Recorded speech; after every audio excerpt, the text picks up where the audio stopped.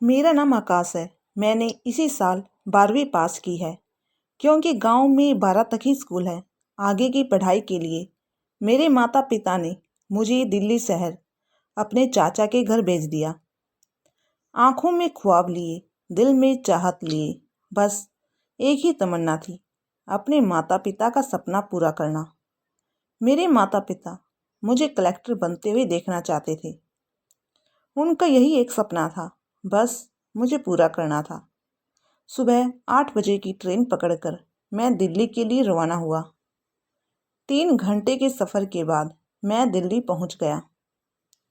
Delhi railway station पर मेरे चाचा पहले से ही मेरा इंतज़ार कर रहे थे। फिर हम घर के लिए रवाना हुए। 10-15 मिनट का रास्ता था।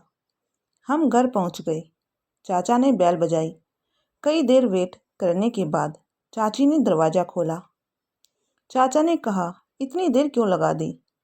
हम कब से बेल बजा रहे हैं। चाची ने कहा कि वह नहा रही थी। चाची ने एक पल मुझे देखा। पता नहीं क्यों गौर से देख रही थी। कई देर देखने के बाद कहा कि तुम अंदर आ जाओ, मैं चाय बना देती हूँ। फिर हमने चाय पी।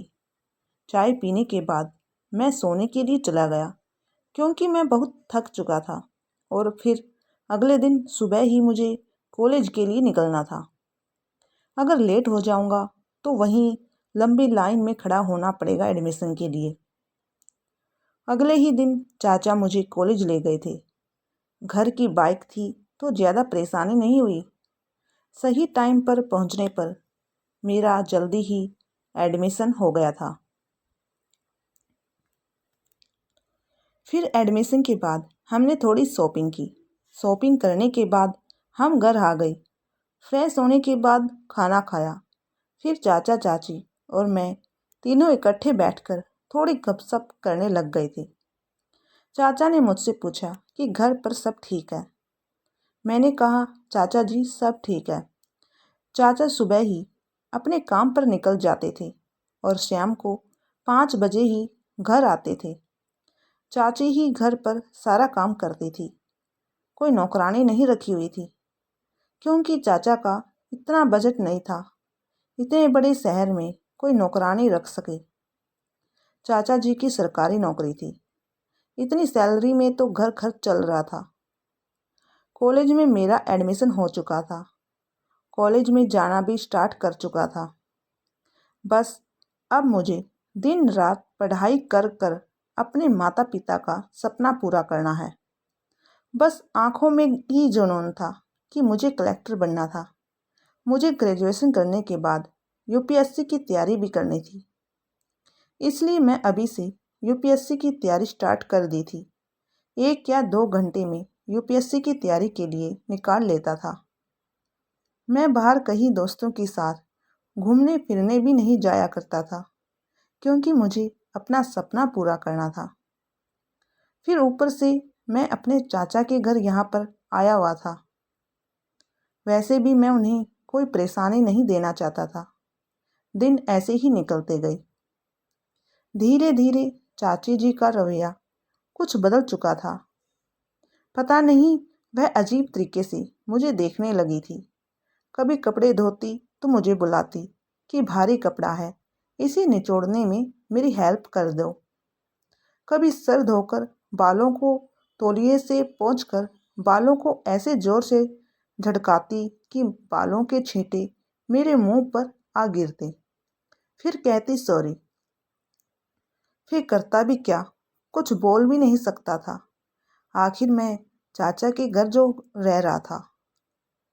बीच बीच में चाची मुझसे काम करने के लिए उठाने लगी थी। मैं चाची की थोड़ी बहुत हेल्प कर दिया करता था। धीरे धीरे चाची मेरे करीब आने की कोशिश करती थी। उम्र का ज़्यादा अंतराल नहीं था और चाचा चाची की कोई औलाद भी नहीं थी। अभी 3 साल ही हुए थे शादी को। इसलिए चाचा चाची ज़्यादा उम्र में बड़े नहीं थे। मैंने कई बार कोशिश की कि अपनी चाची से दूर रहूं, लेकिन चाची हर बार कोई ना कोई बहाना बनाकर मेरे करीब आने की कोशिश करती थी। मैं बहुत डिस्टर्ब रहने लग गया था।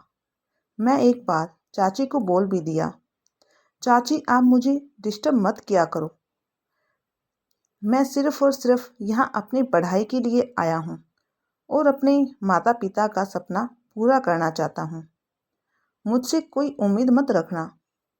चाची थोड़ा गुस्सा होकर चली गई। फिर अगले दिन से चाची की वही आदत फिर से मुझे रिझाने की कोशिश करने लगी। मैं बहुत परेशान रहने लग गया। कई बार मैंने चाची को समझाया भी, चाची मान ही नहीं रही थी। कई दिनों तक ऐसे ही चलता रहा। चाची ने सोचा कि यह तो हाथ से आने से रहा। फिर चाची जबरदस्ती करने लग गई। मैं चाची को दूर करना चाहा, लेकिन चाची मेरी बाहों में लिपटने की कोशिश कर रही थी। इतनी ही देर में चाचा जी घर पर आ गई। बैल नहीं बजाई थी क्योंकि दरवाज़ा खुला था, इसलिए सीधे अंदर आ गए।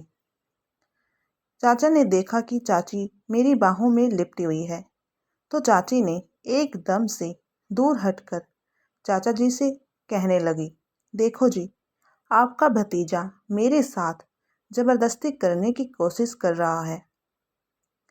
मैं चाचा को कहा, नहीं चाचा, यह चाची ही ज़बरदस्ती मेरे पास आ रही थी। लेकिन चाचा ने मेरी एक नहीं सुनी। चाचा ने मुझे खरी खोटी सुनाई। कहा कि तुम यहाँ पढ़ने के लिए आए हो, तेरे माता पिता ने तुझे यहाँ पढ़ाई करने के लिए भेजा था और तुम ऐसी नीच हरकत करोगे, वह भी अपनी माँ सम्मान चाची के साथ। मैंने सपने में भी नहीं सोचा था कि तुम इतने गिर जाओगे। मैं अभी तुम्हारे माता पिता को फ़ोन लगाता हूँ। फिर चाचा ने मेरे माता पिता को फ़ोन लगाकर सारी बातें बताई। फिर चाचा ने मुझे फ़ोन पकड़ा दिया। फ़ोन पर मेरे पिता बात कर रहे थे। पिता ने मुझे खूब सुनाया, खूब धमकाया। कहा कि बेटा, तू हमारा इकलौता बेटा है। हमने सोचा कि तू हमारा सपना पूरा करेगा, लेकिन तू शहर जाकर क्या कर रहा है? अपनी मान सम्मान चाची के साथ ऐसा करेगा, हमने सोचा भी नहीं था। अरे हमने यही उम्मीद लगा रखी थी कि हमारा बेटा हमारा नाम रोशन करेगा, लेकिन वह नाम रोशन इस तरह करेगा, हमने यह कभी नहीं सोचा था। मैंने अपने माता पिता को बहुत समझाया कि पिताजी, मैंने ऐसा कुछ नहीं किया, लेकिन पिता ने भी मेरी एक नहीं सुनी। किसी ने मुझ पर विश्वास नहीं किया। मैं अंदर से बहुत टूट चुका था। चाचा ने मुझे घर से निकाल दिया। फिर मैं वही कॉलेज के पास कोई हॉस्टल लेकर रहने लग गया। हॉस्टल का किराया बहुत ज़्यादा था। थोड़े ही दिनों में मैं हॉस्टल भी छोड़ दिया। फिर मैंने अपने दोस्त से कांटेक्ट किया। दोस्त ने कहा कि तुम मेरे साथ रह लो। मैं जिस पीजी में रहता हूँ, वहाँ एक कमरे में 3 लड़के अलाउड हैं, लेकिन हम 2 हैं। तुम यहाँ आ सकते हो। वैसे भी एक रूम में 3 लड़के रह सकते हैं। इसलिए मैं इस पीजी में चला गया जहाँ मेरा दोस्त रह रहा था। मेरे दोस्त ने कहा, क्या यार, तुम तो अपने चाचा के घर ठहरे हुए थे, कम से कम पीजी का खर्चा तो बच रहा था। मैं अपने दोस्त को क्या बताता, बताने में भी शर्म आ रही थी। फिर पता नहीं क्यों मेरा पढ़ाई में बिल्कुल ध्यान नहीं लगता था। मेरे दोस्त ने कहा, क्या हुआ तुमको, इतना इंटेलिजेंट हो और फिर तुम्हारा सपना कलेक्टर बनने का है, फिर तुम इतने खोए खोए क्यों रहते हो? आजकल तुम्हारा ध्यान कहाँ रहता है? फिर मैंने अपने दोस्त से अपनी सारी बातें बता दी कि किस तरह चाची ने मेरे साथ क्या क्या किया है। मेरे दोस्त ने मुझसे कहा, देख भाई, अगर तू ऐसे ही हौसला गिरा देगा तो कुछ तो होने से रहा। देखो, तुम्हारे माता पिता के सामने तुम्हारी इज्जत गई है। तुम्हारे चाचा को लग रहा है कि तुम ही गलत थे। ऐसे में अगर तुम हाथ पर हाथ रखे बैठे रहे तो कुछ तो होने से रहा। अगर तुम खुद को बेगुनाह साबित करना चाहते हो तो तुम्हें कुछ ऐसा करना होगा कि तुम्हारी चाची का जो ये चेहरा है सबके सामने आ जाए। मैंने अपने दोस्त से कहा कि मैं ऐसा क्या करूं, क्योंकि मेरे चाचा ने मुझे घर से निकाल दिया है। अब तो वापस उस घर में जाने से भी रहा। मेरे दोस्त ने कहा, चिंता मत कर यार, तू मेरा दोस्त है, मैं तेरी मदद ज़रूर करूँगा। अब तुझे वहाँ जाने की ज़रूरत नहीं है, अब मैं वहाँ पर जाऊँगा। वैसे भी तेरी चाची किसी भी मर्द को देखकर उस पर डोरे डालने की कोशिश करती है, तो टेंशन मत ले, मैं तेरे चाचा के घर जाऊँगा। तू अपने चाचा का एड्रेस मुझे दे दे। फिर मैंने अपने चाचा के घर का एड्रेस अपने दोस्त को दे दिया। जैसे हमने प्लानिंग की थी वैसे ही सब कुछ चल रहा था। मेरा दोस्त मेरे चाचा के घर पहुंच गया।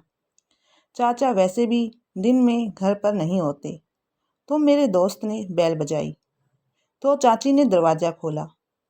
मेरे दोस्त ने कहा, आंटी आकाश घर पर है क्या? मेरी चाची ने मेरे दोस्त से कहा कि वह तो घर पर नहीं। आगे कुछ बोलने ही वाली थी, पता नहीं क्यों उसने झूठ बोला कि आकाश तो घर पर नहीं है, वो कहीं बाहर किसी काम पर गए हुए हैं। अगर कुछ काम है तो मुझे बता दो। मेरे दोस्त ने कहा, हाँ आंटी जी, मुझे कुछ नोट्स देने थे आकाश को, क्योंकि आकाश ने फ़ोन करके मुझे बताया था उसे नोट्स की ज़रूरत है, इसलिए मैं ये नोट्स देने आया हूँ। मुझे यही पास में कोई काम था, तो सोचा जाते हुए ये नोट्स भी पकड़ा दूंगा। आकाश का टाइम भी बच जाएगा, नहीं तो वो मेरे घर लेने के लिए आ रहा था। चाची ने कहा कि तुम अंदर आ जाओ। मेरे दोस्त ने कहा, नहीं नहीं आंटी जी, बस मुझे ये नोट्स पकड़ाने थे, ये ले लो। मेरी चाची ने मेरे दोस्त से कहा, नहीं नहीं, अब तुम मेरे भतीजे के दोस्त हो, घर पर आए हो तो चाय पानी ज़रूर पीकर ही जाना। फिर मेरी चाची मेरे दोस्त को अंदर ले गई, पानी पिलाया, फिर मेरे दोस्त के पास बैठ गई, कुछ बातें की। फिर बातों ही बातों में मेरी चाची ने अपना हाथ मेरे दोस्त के हाथ के ऊपर रखा। मेरे दोस्त से कहने लगी, तुम कितने हैंडसम हो, क्या तुम्हारी कोई गर्लफ्रेंड है? मेरे दोस्त ने कहा, नहीं आंटी जी। फिर मेरी चाची ने कहा, प्लीज़ मुझे आंटी मत कहो, मैं इतनी भी बड़ी नहीं हूँ, अगर तुम चाहो तो मुझे अपना दोस्त बना सकते हो। जैसे हमने प्लानिंग की थी सब कुछ वैसा ही चल रहा था। आखिर चाची को रंगे हाथों जो पकड़ना था। मेरे दोस्त ने हाँ कर दी, कहा कि ठीक आंटी जी। फिर मेरी चाची ने कहा कि फिर से आंटी आंटी मत कहो, पूनम पूनम नाम है मेरा, आज से तुम मुझे पूनम कह सकते हो। मेरे दोस्त ने कहा कि चलो ठीक है, आज के बाद मैं तुम्हें पूनम से ही बुलाऊंगा, मैं तुम्हारे लिए चाय नाश्ता बना देती हूँ। दोस्त ने कहा, फिर कभी, अभी देर हो रही है। मेरी चाची ने कहा, आज आए हो तो आगे से भी आते रहना, मुझे अच्छा लगेगा। मेरे दोस्त ने कहा, ठीक है पूनम, मैं आगे से आता रहूँगा। प्लानिंग के अनुसार सब कुछ ठीक ठाक चल रहा था। बस वो घड़ी आ गई थी कि सब कुछ सबके सामने लाया जा सके। फिर एक दिन मेरे दोस्त ने मौका पाकर बेल बजाई। चाची ने दरवाज़ा खोला। चाची ने मुझसे कहा, अरे तुम आओ, अंदर आओ, बैठ जाओ। मेरे दोस्त ने मेरे चाची से कहा, आंटी मेरा मन कर रहा है कुछ खाने को बना ले। मेरी चाची अंदर किचन में चली गई। फिर मेरे दोस्त ने मौका पाकर वहाँ पर एक मिनी कैमरा लगा दिया था, जहाँ पर दोस्त बैठा हुआ था, और उसे मिनी कैमरे का कनेक्शन मेरे लैपटॉप में था। मैं सब कुछ देख सकता था। फिर चाची खाना बनाकर लेकर आई, और फिर चाची ने अपने ही हाथों से मेरे दोस्त को खाना खिलाने लग गई। दोस्त ने कहा, पूनम ये क्या कर रही हो, मैं अपने आप खा लूँगा ना, मैं बच्चा थोड़ी ना हूँ। मेरी चाची ने कहा, देखो अब मुझे तुम अपनी गर्लफ्रेंड मान चुके हो तो मैं अपने हाथों से खाना खिलाऊंगी। अपने हाथों से खाना खिलाने लग गई। धीरे धीरे मेरे चाची मेरी दोस्त को टच करने लग गई थी। यह सब कुछ मैं कैमरे में देख रहा था। कैमरे में सीधा मैंने अपने चाचा के मोबाइल में लाइव कनेक्शन कर दिया था। वहाँ ऑफिस में बैठे मेरे चाचा सब कुछ देख रहे थे, क्योंकि मैंने पहले ही अपने चाचा से बात कर ली थी कि मैं अपनी बेगुनाही साबित करना चाहता हूँ। चाचा ने मुझे एक मौका दे दिया था। धीरे धीरे चाची मेरे दोस्त को हाथों से टच करते करते सर तक पहुँच गई थी। फिर बालों को टच करने लगी थी, उसकी बाहों में लिपट गई थी और फिर इतनी ही देर में चाचा जी घर पर आ गए थे, क्योंकि ऑफिस से घर की दूरी ज़्यादा नहीं थी, सिर्फ 10 मिनट का ही रास्ता था। फिर ऊपर से चाचा जी बाइक पर आए थे। दरवाज़ा खोलने पर देखा कि चाची मेरे दोस्त के ऊपर मेरी बाहों में लिपटी हुई थी। जैसे ही मेरे चाचा ने दरवाज़ा खोला, चाची की वही आदत जो मेरे साथ उसने किया था, वही काम उसने मेरे दोस्त के साथ किया और कहा कि देखो जी, यह लड़का आकाश का दोस्त है और मेरे साथ ज़बरदस्ती करने की कोशिश कर रहा है। इतना बोलते ही चाचा ने मेरे चाचे की गाल पर एक जोरदार थप्पड़ मारा। थप्पड़ इतना तेज था कि चाची नीचे गिरकर मेज से टकरा गई और सर पर थोड़ी सी चोट लग गई। चाची ने खुद को संभालते हुए कहा कि आप ऐसा क्यों कर रहे हो? मैं सच कह रही हूँ, यह आपके भतीजे के दोस्त है। वो मेरे साथ ज़बरदस्ती करने की कोशिश कर रहा था। मुझ पर यकीन कीजिए। मेरे चाचा ने कहा कि न ही मेरा भतीजा गलत था और ना ही उसका यह दोस्त गलत है। गलत है तो तुम, सिर्फ तुम। आज तुमने सारी हदें पार कर दी।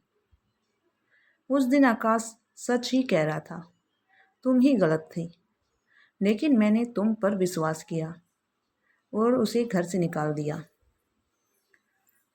उसका कोई कसूर नहीं था। बेचारा आकाश बेकसूर होते हुए भी चुपचाप इस घर से चला गया।